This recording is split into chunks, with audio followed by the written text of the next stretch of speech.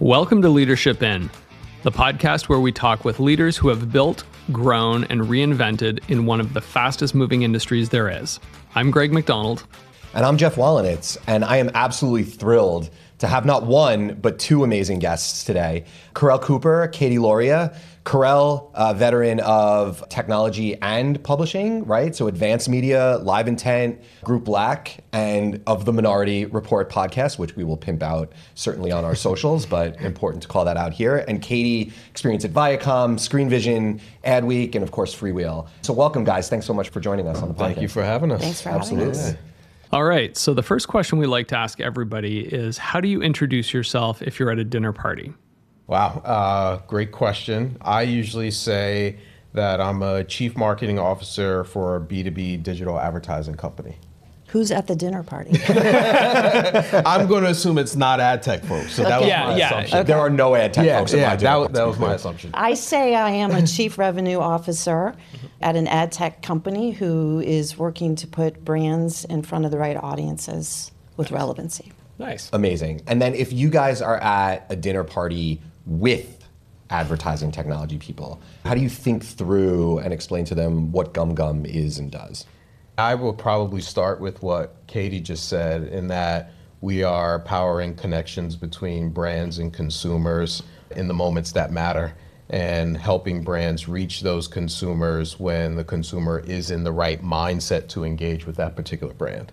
Since the topic here is leadership and leadership in, as you think through your own experience through the industry, early on in your career, I'm sure you got tons of advice on how to work, how to be a part of the industry. Can you think through a piece of advice you got early on in your career that was either really, really right or wildly wrong? I'll go wildly wrong. I think just the notion that you need to always be strong and not show weakness. It took me way too long in my career to figure this out, but when I embraced my own vulnerabilities, life got a whole lot easier, work got a whole lot easier, and I think I became a more credible leader. So I think not being afraid of where you're still growing and learning and not pretending to have all the answers or always be strong is the better way to do it. That's a great one. And it's one of those things that is extraordinarily rare. I think it's easy to realize how uncommon that is as you move along in your career. Yeah. I'll go the other way. A piece of advice that was really, really right, which was to manage my own personal brand and my personal life like my own LLC. This was Kirk McDonald, who's now the CEO of Sundial Media. And what he was trying to tell me very early on in my career is basically plan ahead, plan for the future, set goals for yourself, and manage your career and your personal life that way. And after he gave me that advice and I really thought about it and started to implement it, actually coincides with when my career started taking off in terms of getting to senior levels and becoming an executive as well too. And now even in my personal life, my wife and I, we sit down at the end of every year and we plan out the whole year, whether that be financial things, how many vacations we want to take, the things the kids have to do. And we actually sit down and meet every Sunday and talk about where we are the week ahead, our goals, are we reaching them, so on and so forth. That is fascinating. You're winning on New Year's resolutions for sure. Yeah. Wait, so can I ask a crazy question? Yeah. How often, when you look back at the year, like what percentage of the stuff that you laid out at the beginning of the year do you accomplish? Probably 80 to 90%. Get the hell out of here. Oh my God. But because we look at it every week, every Sunday, I think it's like 3 p.m. we meet or something like that. But now that football started, we've moved it earlier, so it's more like 11 a.m. we meet. But it has just been so helpful in helping us stay organized as a family and as a couple. And I'm traveling or she's traveling. We got a kid in high school. We got another one in third grade. It's just been so helpful for us. Yeah. Do you bring the kids into that as well? I started doing that actually this year, where I sat down with my oldest, and her goals have been things like what she wants to score on her SATs, when she wants to fill out her college applications. She's in the marching band and color guard, like what she wants to accomplish there. Our third grader wants to have a leading role in the school play this year. Like, she wants to move from one level in karate to the next. So we have started to do that with the kids, which I think just helps them prepare, be more mature and more responsible about what they have to do. Really, and they have fun doing it too. The kids do. Yeah. I mean, it's a fun exercise to try to articulate that, and really think about what is it and why do I want that, and even just the process of trading off as you go is something that really helps you hone on what it is and why. Yeah. So that's a piece of advice that I actually start to give the people now. Do that. Yeah. I think that's amazing, and I hope my husband's not listening. Yeah, I think I need to do a little work. I'm glad my wife doesn't listen. I think she's tired of my voice. Everybody has other plans on Sundays at 11. So you've both worked alongside a lot of industry leaders and builders. Who is somebody whose approach to leadership impacted yours and influenced you a lot, whether early on or just over time? Oh, that's such a hard question. That's up there with what's your favorite movie? There's so many answers. I have a leader in this business who just always backed me up, believed in me, and opened doors for me, and that is Jim Tricarico. And I worked for him and with him many years at Nickelodeon, and then went with him to Screen Vision. So I think with Jimmy, I learned how to take the job seriously, but not take myself seriously. He really sort of gave permission to just be yourself, have some fun with it, and then get back to work. I love that. And how did you get connected with him? Like, how did that come about? We both worked together on the same floor at Nickelodeon. I was there as an account executive, and he was there newly in the role of new business, and he became my boss. So he was promoted into a management position, and I was promoted into one underneath him. So he was my boss.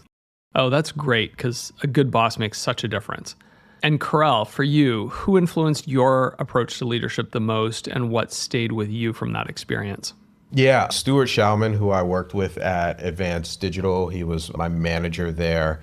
He always had, no matter what was going on, a very calm demeanor about things. And I think in leadership, your team feeds off of your energy, right? And so if you have a high level of anxiety about something or nervous about something, I think that impacts your team. No matter what was going on, he was always just sort of the same, even keel. Right. And he really taught me how to negotiate contracts. He was the absolute most patient negotiator ever. And I think that always benefited him and us in the end because of his patience when negotiating contracts. Right. You know, I think it's so interesting because the two of you are the first examples of people talking about direct managers when asked this question, which is so wonderful. Obviously, leadership can come from a lot of different directions, but it is really nice when it can come from your direct manager as well. I mean, your direct manager impacts your day-to-day and your experience at that organization more than anyone else in the organization can. I've learned that over my career, and I've tried to manage in that way, understanding the impact that I have on my team and other employees in the organization. Yeah, exactly. I think we want to be able to give that back to the teams that rally for us. Yeah, that's definitely the spirit of the question also. And certainly that's true early in your career, right? Like as an entry-level employee, your direct manager is your first level of experience and really sometimes maybe all you know about the professional world. And so how that person carries themselves can impact an individual tremendously. Absolutely. And so when you guys think about the organizations that you've been a part of, right? Organizations large and small, Viacom, Advance is a massive organization, collective of local newspapers, and then smaller organizations, Group Black, GumGum, I would put, let's say, the middle small category, right? A couple hundred employees, let's say. As you think about the size of the organization, big and small, how have you leveraged those organizations to evolve the way that you lead? Have you thought through what it means to manage in a small organization versus a large one? That's a great question. Yeah, I've done large and small. I've done public and private, consumer facing and not. But I really loved the experience moving from Viacom to Screen Vision, so big corporate facing Wall Street, this is the most important quarter ever. Yes. Every quarter, to privately held and non-consumer facing, where if we thought it worked, we tried it, right? We had the creative license to do that. We were nimble. The Post wrote an article about my sales team once and called them scrappy. And I think maybe that was derogatory, but I loved it. Like, I thought that's terrific. Like, it's exactly who we want to be. We're the challenger in the space. And I feel like I really grew in the lessons that I took away from the smaller company. I would agree with that. I definitely think that going from somewhere like Advance, which is huge, to a smaller, more startup, scrappy organization like Live Intent, which I went to, when you're in a bigger organization, you can hide a little bit, right? When you are in a smaller startup organization, you have a lot more responsibility on your shoulders. There's nowhere to hide, and you have to be in it 100% of the time.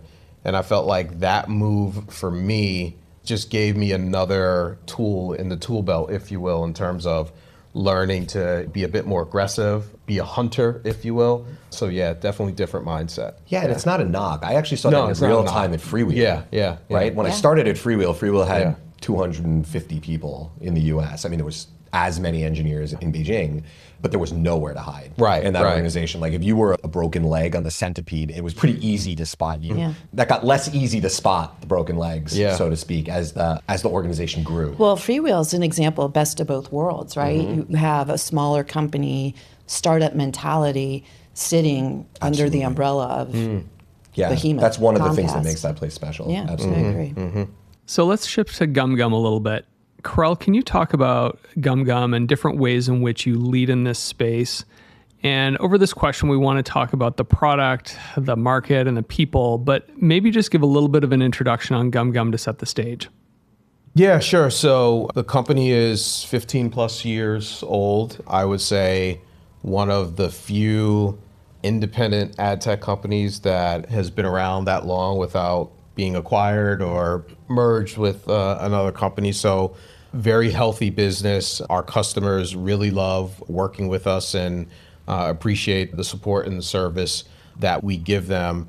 As a company that has been around that long and known as a contextual advertising platform and a leader in the space, that's what we think about all the time, which is, okay, we've built this great business over 15 plus years. What's around the corner? What's next? How do we continue to be in that leadership position? And in terms of the product, can you talk a little bit more about that and what you're taking to market there? Just go a little bit deeper on that.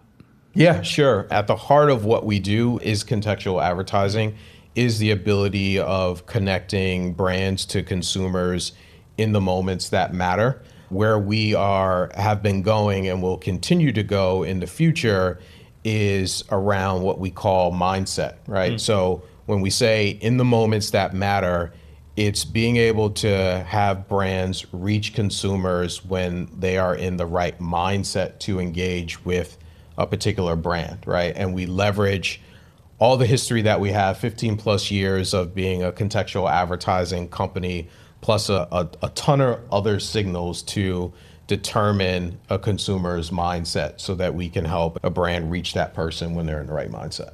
So what would a good example of that be? So I'm a Chicago Bears football fan, right? For better or worse. I'm a Jets fan, you don't have to tell me. Yeah. All right. So we'll talk about the Jets, right? They beat my team, by the way. There you go. All right. That's perfect. They beat the Bengals. All right. So you have a Jets fan and you have a Bengals fan. Both invested in that game, right? At the end of the game, you have the Jets who came back and surprisingly won with 4 minutes left, right? They were down by 2 touchdowns or something to that effect. Okay. So at the end of that game, you are going to read an article about the Jets win. Katy is going to read an article about the Bengals loss. You are both reading about a score of a game that you both are invested in, but you are both going to be in different mindsets, right? But you could potentially get the same advertiser who maybe delivers the message to you differently, or you can get different advertisers who are going to deliver a message that's catered to your mindset. Maybe you're going to get an ad for champagne. Maybe Katy's going to get an ad for Advil. That's great. So Right? effectively what you're saying is that you're using the context of the page to understand the person's mood. Yes, yes. Determining that consumer's mindset in that moment, right? And that's a very, I think, basic example. That's a great example. So now you've been there for, I think you said 1.5 years, and Katy, you said 2 months, maybe 45 days now. Can you share, Katy, a little bit about your first impressions? I'm sure you've been talking to customers in your first few days with the company and getting to know your team. How would you describe GumGum's leadership with respect to people and the market, as well as how your clients are thinking about you? I would first double down on exactly what Kerel said. So I think there's a long-standing, solid reputation of being good partners in the marketplace. I think what we are committed to doing is defining our North Star and just making sure that the entire company knows and can articulate what the mission is and where we're going.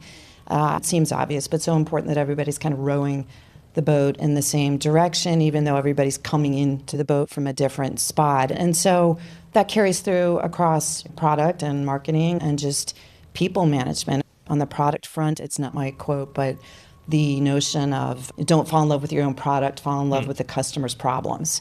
And so we're trying to put the stake in the ground that we are client obsessed and really let that guide what we do and how we make decisions and how we lead. In marketing, that comes through in thought leadership and how we listen to our clients. And certainly for the people, at least for my sales team, it's that continued commitment to really growing and nurturing and taking care of our partner relationships. So as you start to think about what it means to be customer obsessed and solving problems, what primarily are those problems? Are you focused on delivering any client outcome through contextual advertising? Like, what is the esprit de corps, I guess? Well, I think that is the word, is outcome. So whatever it is that is the client's objective is what we want to solve for and measure that through outcomes. So the list of what outcomes could be is long and will continue to grow longer. And the way that we'll do it is through our mindset graph and our ability to put the right ad in front of the right audience in the most relevant manner. As you start to lead in this category, right? You guys are a leader in your space from that perspective. How does that inform, that leadership mindset inform how you guys innovate? Like, because you are creating the notion of what it means to have mindset. I mean, I think other people probably call it something different, but you're trying to effectively capture a mood. So how do you balance the notion of, I'm leading in this space and I have all these things that I've already done and do, with innovating in the space, and how you start to make the decisions around what those things mean? I think it comes back to what Katy was saying earlier about being customer obsessed, right? And really listening to and understanding our customers, not only about what's top of mind for them today, but what they're thinking about for tomorrow. We just had a customer advisory board meeting 3 weeks ago, I guess now, 3 or 4 weeks ago now. That's one example of getting customers together in a room and really spending the time to dig into what's going on, what are the challenges they're facing, what are they thinking about for 2026, how do they think about connecting with their consumers, what's driving revenue for them, what's driving outcomes for them. The innovation comes from spending time with our customers. Are there key themes that popped up through that customer engagement recently, like 1 or 2 or even 3 that continually come up across your entire client base? I mean, there's a few, obviously AI and everything AI, but you know, what was really interesting in those conversations, and again, listening to our customers, is how they're thinking about AI, right? Because we hear all the hype, right? You can't go anywhere in our space without someone talking about AI, and the hype obviously is very far ahead of where people are actually at today. And I think that that's okay, and what people are thinking about. But a key theme in that is our customers still want a human touch point. They still want a human touch, which I find very, very interesting as well. So to what extent does AI, or really I guess machine learning, inform your mindset graph? It plays a big role in that, right? Understanding the context of what someone is reading or watching, right? AI powers that, right, as an example. Yeah, so context has always been fascinating to me. So I'm trying to think of a really good example of this. So let's say the word cooking, I could be cooking in the context of a recipe. Or some could use that colloquially, like I'm really cooking. For us, right, context is, yes, content, but it's also things like environment, location, device, time of day, sentiment. All those things for us go into determining context. So it's not just the word, but to your point, cooking could mean different things. You and I, we've had plenty of conversations about brand safety and what keywords mean. From a contextual advertising standpoint, from a context standpoint, we actually inherently solve for some of those challenges on a brand safety side from a keyword perspective as well. So that's super interesting. And presumably you use the graph for targeting and delivery. But I have to think it'd be pretty interesting for your clients as well. Do they get to have any exposure or interaction directly with the mindset graph? What we try to do with the mindset graph is help our customers get better at the planning process. We have so much information on the 15 years of, again, contextual advertising and all the other signals that actually go into the graph. It helps us do better planning and provide better insights and information to our customers about their consumers that they may already know, but what's more compelling, things that maybe they don't know about their consumers. What really strikes me when you describe it that way is that at the end of the day, we're all trying to solve the same problem, which is getting the right ad to the right user at the right time. But everybody's really approaching it in such different ways. And it's kind of a fascinating thought experiment, really thinking about where the customer is in that moment and what the right message would look like for them. And I have to imagine that kind of thinking challenges clients a bit too, probably catching them off guard in a good way, and then getting them to lean in and take that first meeting and then eventually to buy again. If you think about it, a lot of the brands that we all engage with in our personal lives, there's an emotional connection there, right? And the more I think we can understand consumer emotion, I think the better we'll be off at helping brands reach their consumers who they want to engage with and build lasting relationships with. I mean, we were having a conversation before we started about the sneakers we have on, right? And Jordans and Dunks. I mean, yes, they look cool, but we both have an emotional connection to Nike on some level, right? And that goes all the way back to our childhood, right? Like 13. Yeah. You know, the logical reason as to why we wear Nikes and Jordans is probably very small compared to the emotional reason, right? Yes, because I'm a Knicks fan. And I hate Michael Jordan. So yes. That's emotion. And think about all the other products and services that we use on a regular basis. There's an emotional connection there. Absolutely. Yeah. So as a contextual, non-PII based targeting solution, right? I'm assuming as the person who's responsible for building a story around that and the person who's responsible for taking that story and bringing it to market to drive revenue, consumer privacy is probably a big part of your story, right? Can you talk a little bit about how you leverage that notion to I mean, for us, yes, we do want to help brands obviously reach people, right? And target people. I think anyone in our business who says that they're not trying to target people is just ridiculous. That's just what advertising is, right? But at the same time, we do it in a way that puts the environment, the context at the forefront of that and not the person's personally identifiable information. And I think, again, when we talk about privacy, when we talk about context being inherently brand safe, all of these major issues and challenges that we face as an industry, contextual advertising, reaching a consumer in the right mindset just inherently solves for them, right? And I'm not sitting here saying it's perfect either. I'm the marketing guy, right? But it gets us further away from those challenges that we've faced as an industry for a very long time. Yeah. relatively cookie proof? Yeah. It's important. It's important for advertisers to be able to diversify away from personal identifiers. Mm-hmm. So this is rising as an important option.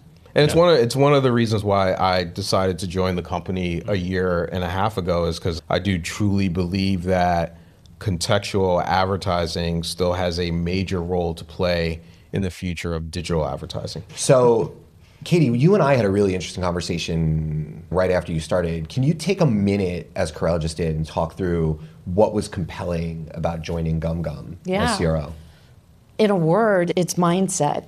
And so I just sort of reflect on my career, and it's just something about that has always resonated. And you did the sports analogy. I'll try and do this quickly, but were you watching the Dodgers game last night?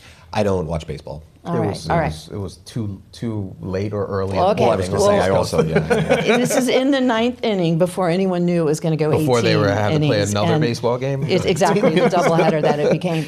So it's tied 5-5 in the top of the ninth, and the crowd is insane. Like, it's electric. And the Dodgers shut down an opportunity for the Blue Jays to score, which would have let them win the game. And all you hear is the din of the crowd, and the screen fades and the audio stays on the crowd, but now there's an ad on the page, and it's a Corona ad. It's a bottle of Corona on a beach with a lime on top of the Corona. A hand reaches in and flips the lime, and the words appear, rally cap. That's brilliant It was advertising. brilliant. Yeah, I woke up thinking about it today, but to Kerel's earlier point, that meant something a little bit different in the moment if you were a Dodgers fan versus a Toronto fan. And so I just think that's so compelling. I remember hearing Ed Earhart, who ran ESPN Sales Forever, long time ago, saying, what is the impact of an ad if your team is winning versus your team is losing? I was at Screen Vision, and we talked about weekend mindset. You're likely to go see a movie on a Friday or Saturday night, and you're in a different frame of mind. I'm a different person Friday night than I am Monday morning. And so I've always been compelled by the impact of that on advertising. And Greg, as you said, we're all just trying to do what we've always been trying to do, which is put the right ad in front of the right audience in the best possible environment at the right moment. And I think that this company that I sit at now really has the data and technical capability to transform advertising, and it's very exciting. I love that. I haven't heard Ed's name in a while. Great mustache. Great He's also mustache. a super smart guy. But yeah, the context of that Corona ad was so meaningful. That's what I think is really interesting. And you watched the game, you probably saw 100 ads, right? But that's the one you remember. Right. Yeah. That's the one I'm talking about the next day. Right. That's such a great example. Okay, I'm going to zoom back a little bit here. What is a leadership decision you've each made recently that might surprise someone outside your company? I love the notion of selling industry first. And I think the sub-bullet on that is let all boats rise. And so I think that invites a conversation with your competitive set. So the ability in the right rooms and in the right moments and at the right events to compare notes and to collaborate a little bit on what are the issues collectively that are facing the industry. And so there have been times throughout my career where we've really come together with direct competitors and just kind of put cards on the table and said, how do we make this thing better? Probably on the face of it sounds a little counterintuitive. Yeah. Yeah, it's funny. My old boss, Trish Lemley at Turner, used to always say that the salespeople are fighting in market, but the operations people all talk. It's very true. Yeah, that is very true. As someone who came up in the space in ad operations, right, we would talk all the time. Yeah. A decision. So I'll go back to earlier this year, and I'll bring this up because I want to give my team a shout out because we actually won an award for this. Congratulations. Thank you. Our activation earlier this year at Possible, we won an award for that activation. And one decision that we made, if you think about it, it's a very easy decision to say yes, but we co-hosted as part of our activation a dinner with DJ Khaled in Miami. And the reason why I bring that up is because by doing that and having 25 agency and senior brand marketers around the room, GumGum is not known for doing that, right? I think that was a surprise to everyone in the industry that, oh, GumGum is stepping out in a very big way and doing something like this as an activation. Historically, the company just hadn't done things like that. And so that was a decision that I think turned a lot of heads for us. Yeah. Breaking a mold and making your mark. Right. Yeah. The best part of that night was I had a handful of people at the dinner table say to me, so tell me more about GumGum. That was the point. Well, that's the goal, right? Get people is the talking. point. That's wonderful. Right. And so tied to that, Yeah. can you think of anything in your careers where you had to make or made a call or thought through something that seemed risky, but you thought was absolutely essential to the success of your organization? I've had moments where I have paused an initiative, a project. We're sunsetting a product, and you're on a timeline, right? And that timeline matters because there's money attached to it and margin attached to it. And I can think of situations where I just looked at the team and thought, okay, it's too much, it's too fast, the clients aren't ready, and just had to push the pause button, even though it wasn't probably the best thing for the short term, at least, of the business. Yeah, I would say coming into this year, there were things that as a marketing org and places where traditionally we spent money where I said we're not going to do that anymore. And I think that maybe raised some eyebrows internally. I think it ultimately ended up being the right decision to say, okay, we're going to put resources in these areas and less over here to help drive more revenue. I find that most decisions like this tend to come from some sort of static between the old and the new, is where I typically find things like this to live. It's ultimately, this is the way we've always done it. Yeah. So let's keep doing it that way. And someone coming in and saying, this might not be the way to do it. I've seen success over here. Right. There's just some tension between those two things. I mean, it's good tension, right? It's good tension. You want to make sure that there's an an active conversation about what it means to evolve. Right. You don't want to throw the baby out with the bathwater, so to speak. But yeah. I don't want to speak for Katy here, but we were both brought in to help take the company to its next level, to see what's around the corner and how do we continue to be a market leader, right? And in order to do that, you can't continue to do what's always been done in the past. I think it's a great point. And you said it's a healthy, natural tension. But I think it's also important to remember in that scenario that both sides of the table, and there are probably more than two sides at that table, is equally afraid of the other side, right? So there's the side of the table that knows what works and has been through it and does it well. And then there's the side of the table that's like, we're going to do it differently and break things and go in this direction. And each side is equally afraid of what the other side is saying. And so how do you meet on that? Because the answer, of course, is somewhere in the middle. Well, and also both sides have positive intent, right? They both want the best thing for the organization. Absolutely. That's it. Right. So it's one of those things where like nobody's trying to do anything. Nobody's wrong. You can't lose sight of that. And I think sometimes in the heat of conversations or trying to make sure we all do the right thing, that's what everyone ultimately wants. Right? I agree. Yeah. So I think sticking with the theme of looking ahead, what excites you the most about the future of this part of the industry? This may sound weird, but what most excites me is that we have no idea what the next 2 to 5 years is going to look like in our space. I love that answer. Obviously, there's a level of anxiety that comes with that, but it's also what our industry has always been about, is change and innovation, and how do we drive digital media forward. Just charting new path, new territory. I think what's exciting is the speed at which we're moving and innovating, and the commitment and the belief that we can make advertising better and more meaningful, and we can connect the right brands to the right people. And that's exciting. All right, so here's where we always land at the very end. When you think about your own legacy in the space, what would you like that to look like? When you reflect back on your own career, what would you want your legacy to be? I heard a saying the other day, and I'm not going to get this right, so I'll just try to do my best with this one. It's around being a good ancestor. So when you think about years from now or decades from now or whenever I'm gone and my time is up, what are people going to think about me as an ancestor? What's my legacy going to be? There's a shirt that I have that says, I'm my ancestors' wildest dreams. That's what I want to be for the next generation. Like what I'm thinking about in the future, I want them to live up to that. That's a great answer. Katy, what about you? I think I would say I've just been so lucky in my career to work with amazing teams, and I love working with those teams, and I've stepped into one here at GumGum that's no exception. And so I think when I reflect back, I want to believe that I empowered those teams and that they're proud of what they accomplished. So proud of the work that they did and proud of the way that we did it, and that they can move on and feel like we left this thing better than we found it. We elevated the business. I love that. I mean, those were wonderful answers and a phenomenal place to stop. And you guys are wonderful. And thank you for joining us. This was really, really excellent. Great to be here. Thanks for having us. Thank you. Leadership In is hosted and produced by Geoff Wellenitz and Greg McDonald. This episode was recorded at Podstream Studios in New York City, and we'd like to give special thanks to the amazing studio team and to Jess DeWeese for production support. Please follow the show in your favorite podcast app, and if you have questions or know someone who'd make a great guest, we'd love to hear from you at leadershipinpodcast@gmail.com.